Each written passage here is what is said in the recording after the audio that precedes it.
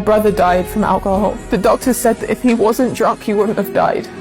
After his death, my family, they drank more than they used to. My dad went to pubs even more, then met a 15-year-old girl.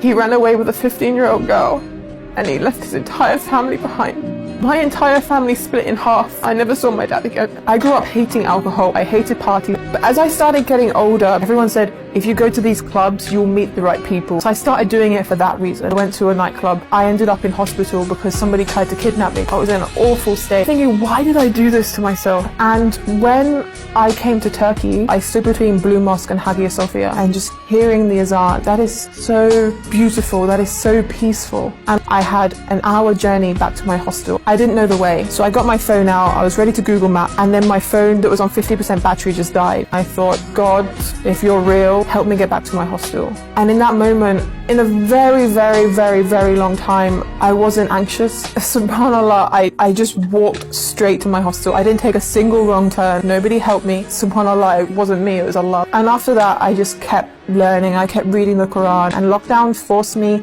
in my house. And I still wasn't planning on becoming Muslim. I actually started praying. And by doing that, my days were becoming so much more productive, because I would plan between Fajr and Zuhr. I would do this, and this. And then Ramadan came. I started doing Ramadan. I was fasting, I was praying, and between that, I was just learning about Islam. That was all I was doing with my time. Nothing in my life has given me this feeling. And because of that feeling, that's when I started taking it seriously. And I started going, this is from God, because only God can give me that contentment. I cried the entire night I became Muslim. I did it over and over again because I was worried that I was doing it wrong.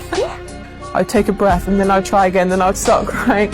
So I did my Shahada technically multiple times. The feeling was like I'd found my purpose. When you're a non-Muslim, you have nothing to focus on, but then all of a sudden we're given guidelines to follow, and then the goal becomes clearer. You know where you're going, why you're going there, what you're going to get at the end of it, and that's Jannah, inshallah. And that goal towards Jannah is such an easier life to live than a life of not knowing where you're going.